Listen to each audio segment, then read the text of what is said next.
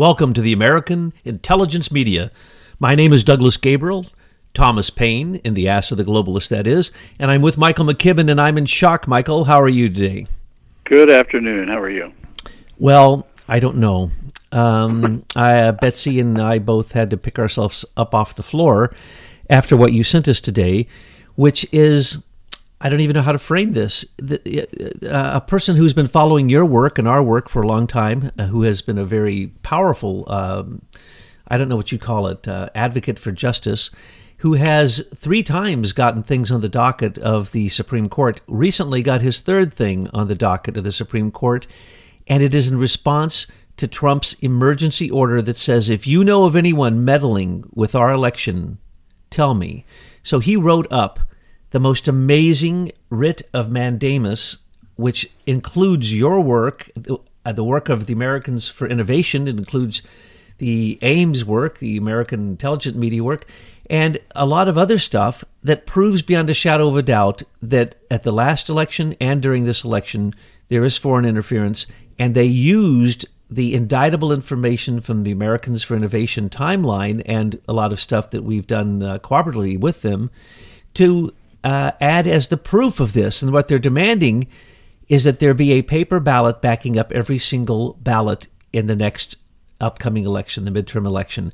And you have, with James Miller, whose name appears principally in this because he did a writ of mandamus in the state of Washington, it appears in this document again and again, the work that he did, but also it highlights that the proof that we're being meddled with came from the researchers that you are connected with for Americans for Innovation and our researchers. So I was shocked, Michael. I was so shocked. Yes. It's now the Supreme Court. Of serendipity. The Supreme Court is going to consider this stuff, which has in it embedded information about the senior executive service members, OPTEC, all the election devices that are all rigged. We had no idea they were doing this. This came as I forwarded that document to you. It was equally a shock to me. Well, we've both talked to him since.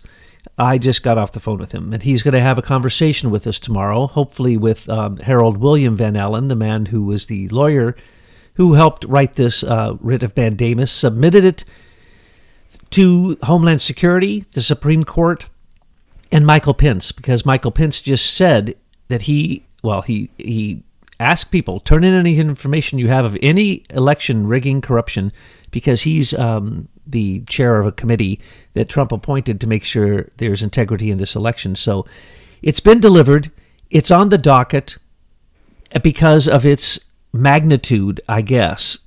Maybe you can explain those kind of things, but I just think that we have to give a shout out to James Miller and to all the people that work so hard in many different states to try to do this. And then they turned him down in Washington, and they said, "Oh yeah, we're going to consider your request to have legal elections after the election." Right. So, what do you think about this? Is this going to go somewhere? Is this going to really come to the light? Is this going to come to President Trump's attention? Well, I don't know. We will have to see, but one of the things that I learned long ago from a golfer from South Africa named Gary Player is the line, "The harder I work, the luckier I get." So it appears that God is shining down upon us, and that we've got other smart people around the country that are picking up these seeds that we've been planting. And they created quite a document, which I assume Betsy's going to link to this video. Oh, Betsy's going to link that in the production notes below and in the description box below. Notice how I said those 2 things like I know what those are. Wasn't that good? That was good. Yeah, well, I can be trained. It's hard, as you well know, but I can be trained. So you've heard her say that so many times. Yes, and this time I actually memorized it so that I could repeat it. So, what I'm seeing is Betsy has sent out kind of like a flash notice on this. Of course, she's going to keep sending out more on this, but she sent out the whole document. It's 331 pages, I believe, and the indictable evidence is there. Anyone who looks at this evidence can see beyond a shadow of a doubt that our elections have been rigged for a long time. Can you tell us a little bit about that and what they're going to see when they read this document? Yeah, the full document includes all the exhibits. So the actual petition for a writ is, I didn't count the pages, maybe 15 or 20 pages. So it doesn't take that long to read it. The front of it's a little bit, well, it's a lot legalese, but get through that to the actual statement about the election rigging, and it's quite a read. And clearly these guys know what they're doing. They've done it many times before, as is described in the writ itself. And it's just astounding that the court picked it up. So who knows what's going to happen? But let's pray that God's Holy Spirit shines on our Supreme Court and we see some actions from this. It's not really asking much to have a paper backup for electronic votes. Because why? You wouldn't think so. Electronic machines. Anybody ever hear of an IT problem? Anybody ever hear of PC Anywhere that can actually change the votes on most of the election machines in America? Anybody ever hear of Mitt Romney and his son Tag that run, Interheart Civic? 17 states in this midterm will be manipulated. They've included all of that.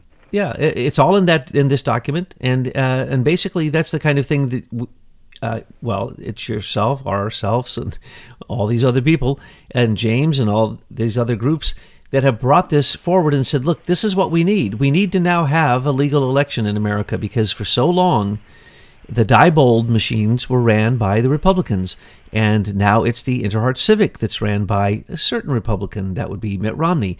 And then you go to the Sequoia machines or the ES&S machines or the whatever. They're ran by factions, and they literally buy out these contracts. And though they know these machines could be rigged, at a recent conference that we had junior high school students showing that in less than 2 minutes they can get into any one of these machines and change votes. We've already seen that these machines with the Diebold machines in Ohio, you were a big part of that. And in this writ of mandamus written by Christopher Strunk, and studying it, not implementing it. What's that? I wasn't a big part of implementing the Diebold corruption. I was That's good. involved studying. I'm glad that you weren't, because there were like 200 lawyers in Ohio who worked on this forever, and nothing came of it. And yet, it just dragged out through the courts for many years. I think it started in 2005 and was finally dumped completely in 2012. So that's the way our legal system, when they want to kill something, they just drag it out until everybody gets tired of dealing with it. Yeah, we see that all the time, don't we? We have got to change this system. It is broken. Well, I like the fact that someone like Christopher Strunk and Harold William Von Allen can use the system against itself. And chatting with him today, he said, well, I'm sorry we had to do it, but we had to create a constitutional crisis. I said, that's good, Christopher. I'm very happy that you decided to create a constitutional crisis, because basically this is foreign interference in our elections, sedition, treason, and the one thing we hold the most sacred, our right to vote, and for that vote to be counted. I don't think it gets any clearer than the last Americans for Innovation article discussing Sir Nicholas Clegg and his takeover of Facebook as the Minister of Propaganda. I'm sorry, Global Affairs and Communications. What am I thinking? And the fact that he is the former Deputy Prime Minister of England come over to take over Facebook, it doesn't get any clearer than that, folks. Well, I don't know. There's one stage left, and that's if George Soros replaces Dude Zuckerberg. Well, I guess so. Because he gave $1.5 billion to the Atlantic Council to take over Facebook through a group that has become the Truth Ministry in Europe, which we've been harping on. No one else seems to notice it. I think I saw one thing that was written about it, and then we had to go do the research to make sure that it was true. But the Atlantic Council has a group called the Digital Forensic Research Laboratory, and they're the new AI. They're the new free speech squelch robot. They are the new standard that Facebook is applying to the whole world. And the standard goes between Chinese Dragonfly system, social credit system, where they simply can look at your face and tell if you're committing a crime and put you in jail, to... Yeah, what they're doing, Douglas, is they are developing these computer programs that are basically act like listeners. So they listen to the digital traffic going by them, and they can throttle back or disconnect certain connections coming through that river of bits without breaking the system. And that's always been the big challenge. How do you make exceptions for certain people or certain groups without completely shutting down the whole system? And that's what's taken so long to figure out. But they're starting to figure it out, and that's what they're beta testing in China with the social credit score.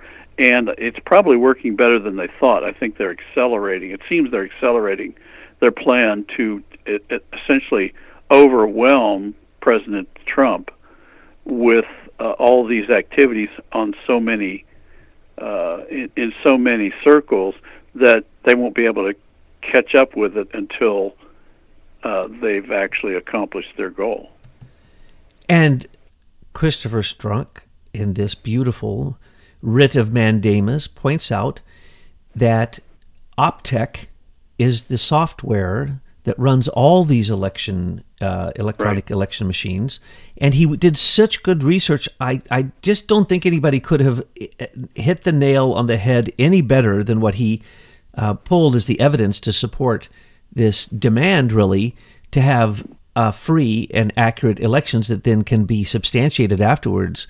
And that's the big trick. Why would there ever be any problem with somebody saying, oh, we need a recount? Well, we can't because it's digital. That's what happened with the soldiers, I think, in 2016. Well, I can tell you from my personal experience at dealing with our courts why none of us think it's going to happen. Because what happens in our courts right now is when there's a complaint about some judicial misconduct, somebody files a complaint with the court, and inevitably the judge comes back with slapping down the person who filed the complaint, and they get away with it under a doctrine called judicial discretion. And so using the doctrine of digital discretion, these courts can slow walk anything where their misconduct comes to light. And this is why none of us, why I particularly, I'm not going to speak for everybody, but why I am very discouraged by the state of affairs in our judicial system, because these judges are a part of this corruption because they've been selected. These people who have been put in these positions, many of them are quite well compensated for providing decisions that assist the people that are paying them. Only we don't know who's paying them. That's the problem. And so consequently, it's such a shock that we think that something like this could gain some traction. But the exciting thing about Christopher Strunk and his partners is these guys have been to this game before, and they're well heeled in the Washington scene, and they've done their homework. This is a very well done presentation. Yes, and they built on the some ideas from the Center for Self-Governance, but also the work that was done out in Washington State, and they absorbed everything that was really to the point and refined it. And because they have all this experience, and because it's not just them, it's a group of them that have been doing this for some time, they already have a name, and they've already been given recognition for work that they've done before. So we hope that they just won't be thrown out because they think that there's some kind of crackpot or something like that. But what is really beautiful is it's indictable evidence. So if John Roberts doesn't pass this down the line after it reaches him, and it was already been put on the docket, if he doesn't pass it down the line to look at, and if none of those judges have eyes or ears, then as they're looking at this indictable evidence, they'd really have to cover their eyes and plug their ears and not hear what anybody's telling them, because the evidence is so clear. It is so 100% there and perfectly clear and transparent what's going on. We go back through the research and demonstrate exactly when these things were done, give the indictable evidence, who did it, when, why, how it works, everything from man in the middle to Optech being developed in Venezuela, to the machines being rigged from the beginning, to who owns the machines, to how they can be adjusted, how they can be manipulated, how they can be manipulated by a junior high school student. And also Christopher Strzok does not hold back in telling the truth about the atmosphere that allowed this to happen. And so in very clear legal terms, he says it somewhat nicely, but he pretty much calls a spade, and he names the deep state for who the deep state is, which is the senior executive service, what we call the shadow government. And he throws in so much information for justification that just reading it will be such a red pill for someone who hasn't experienced this before, that alone, the fact that we just push it out and that people read it and that they even get parts of it, will be a huge success. Because, Betsy had said that when we saw the work that James Miller was doing, maybe we'll get him on the line, have a conversation, because he's worked so hard. And he was thwarted severely by the powers that be, that his story itself tells you a lot about this judicial system that you're talking about. But we saw this writ of mandamus and made sure that through Truth News Headlines and all of our friends pushed it out to everybody and said, do this in your own state. And we had no idea. It's been amazing how quickly that's gotten out. And then he picked this up and did it in New York. If I can make a recommendation, Douglas, when somebody reads it, the first part of it is dealing with the legal basis for their argument. And what you need to do is not try to understand it so much, but just persevere through it, because it's very technical. But what these guys have done is they have established their legal standing to make this claim, and that's what the beginning of that argument is. It is complicated, but they've worked through it. They've established their legal standing to make this claim and ask the court to intervene. And there's lots of issues with prior filings and things they've done in lower courts and that kind of thing. And then also they've referenced specifically these recent executive orders that the president has signed relative to the national emergency, and specifically the request that President Trump made to he asked the public if anyone knows anything that's going on relative to threats to our election, please let me know. And that's the amazing thing. These guys did let him know. This document is amazing. And Michael Pence, in charge of the integrity of the election, he gets a copy too. So this should wake him up. It should red pill him. And if he shares it with anybody in the committee, it should point them in the direction they need to be looking so that they can catch him red-handed this time. The interesting thing is the person who took service received the document at the Department of Homeland Security is an SCS member from the Bush administration. So it will be interesting how these embedded bureaucrats address this subject. And I think if patriots around the country and around the world shine a light on this particular document, they will not be able to brush it under the carpet. And I believe that with the caravan, with the border, with the elections, the rigging of the elections, we have reached critical mass, folks.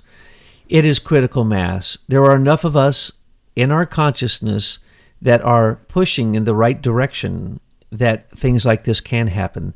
So if Michael Pence, our vice president, says, whoa, what are you saying? This was given to the Supreme Court? What? It's on the docket?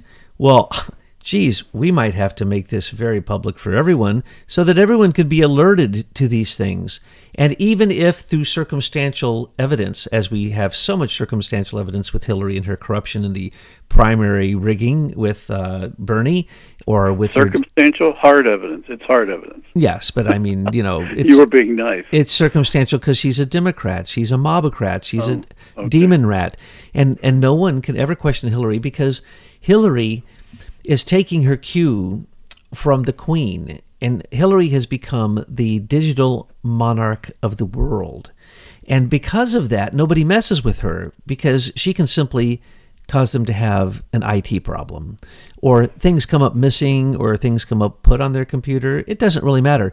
The point is that is why Hillary has done what Hillary has done.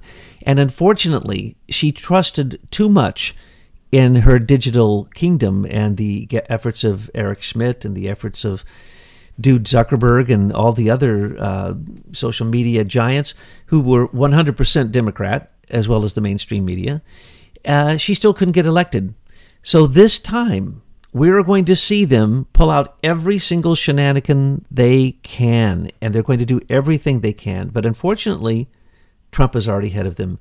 The executive order says, I dare you to mess with our elections. And I've said before, since China has already messed with our elections, I promise you that Trump already put new sanctions on them, but secret sanctions through the U.S. Treasury Department. He warned everyone in the world he was going to do this.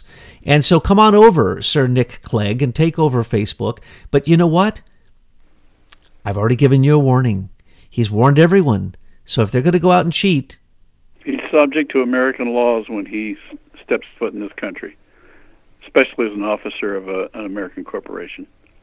Exactly. And Stephen Halper, having dual citizenship, doesn't get you out of being Christopher Steele's handler, the person who created the Russian dossier. And eventually we will see these connections. Spygate is really British Spygate.